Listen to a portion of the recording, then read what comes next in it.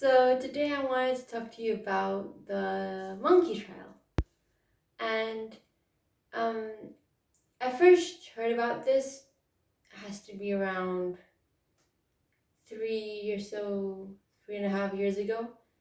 And what I saw on paper was just the monkey trial. And I was just really intrigued by it. Like, what the hell is a monkey trial? I genuinely thought it was a trial.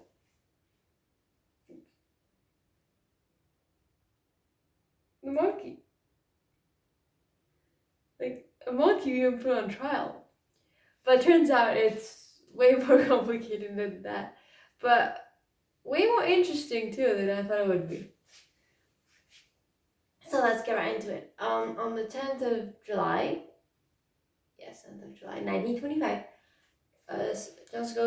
John Scopes was put on trial because he was doing this really outrageous thing. This teacher from Tennessee, near the Bible Belt, was doing the most outrageous thing someone could think of. He was teaching about evolution.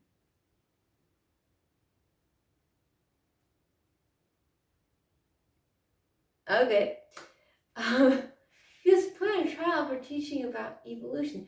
Of course, Tennessee's under the Bible Belt, where they are extremely strict about their religion, and fundamentalists believe that, oh, God created everything, so and so.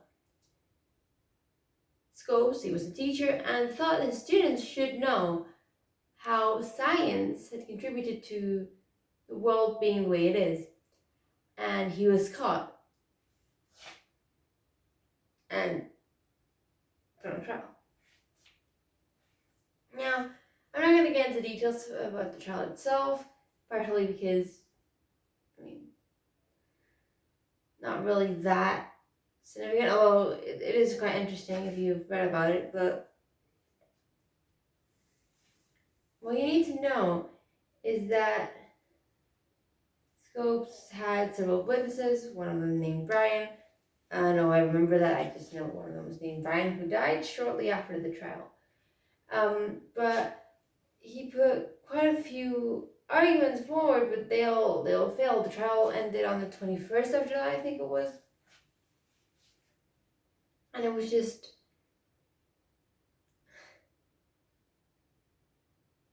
it was like arguing against the wall. There was some weird arguments he put out there that, like,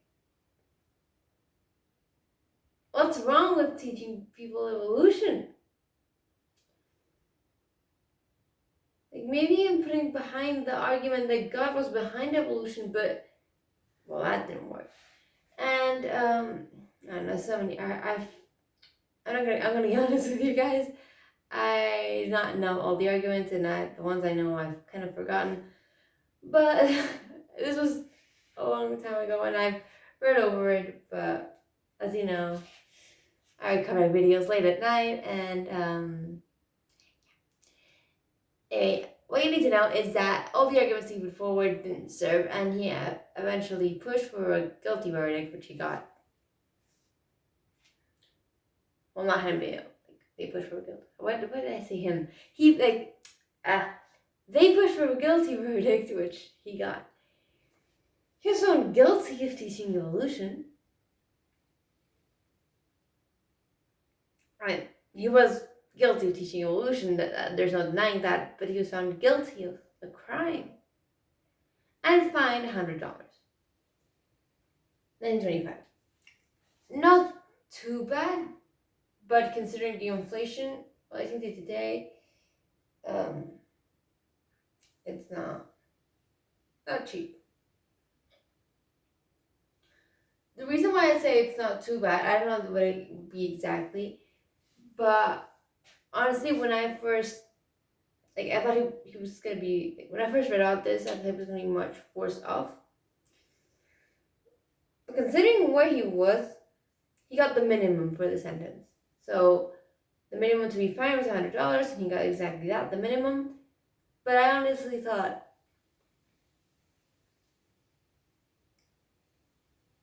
I honestly thought it was gonna get like the maximum or something.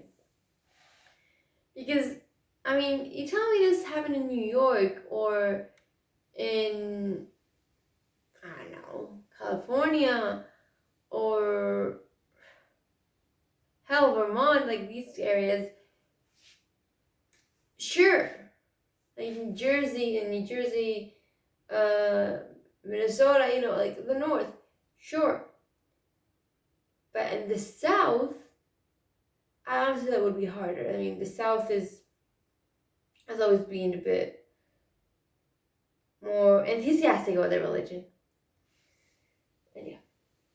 Then 1927, the sentence was reversed because people thought 2 years later that, well, what's the point of convicting someone for teaching evolution? Like, it's science, the kids should know.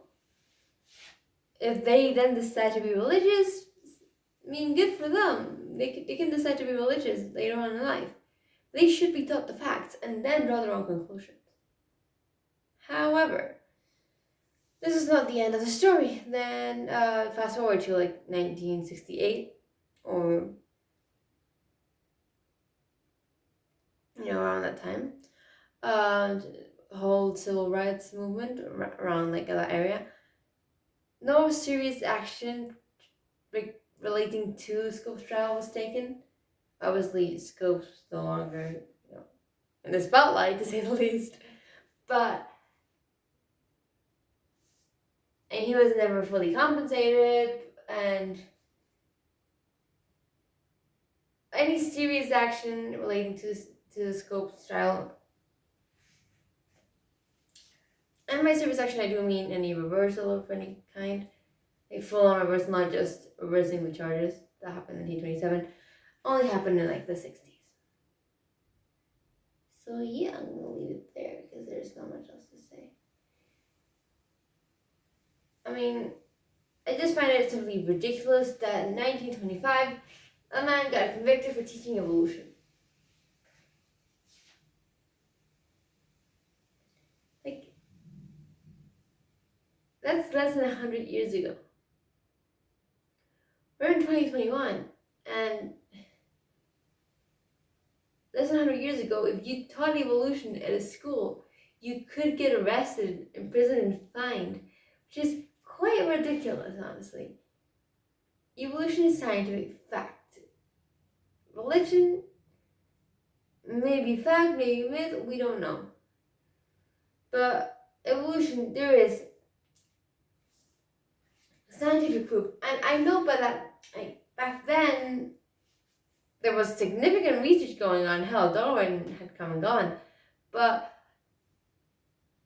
there was not as much proof as we have now, but there was sufficient proof to show that evolution was real. The fundamentalists were like, nope, we're out of here. Nope, nope. We just believe the word of God is final, and so be it. But yeah, anyway, I'm gonna leave it there. I hope you liked it. I hope you found it interesting, and yeah, thank you for watching. Bye.